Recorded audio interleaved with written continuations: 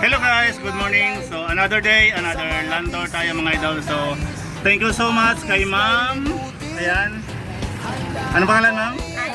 Yan. So siya yung team leader guys ng aking land tour.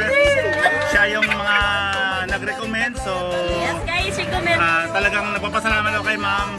At saka higit sa lahat sa Panginoon sa kasi talaga siyang nagbibigay ng blessing. Ayan. So may tatlong land tour pa si ma'am na ibibigay daw sa akin. Kaya talagang I'm blessed talaga na nakilala ko to si ma'am. So ayan. Thank you so much guys. Follow and share na lang mga idol.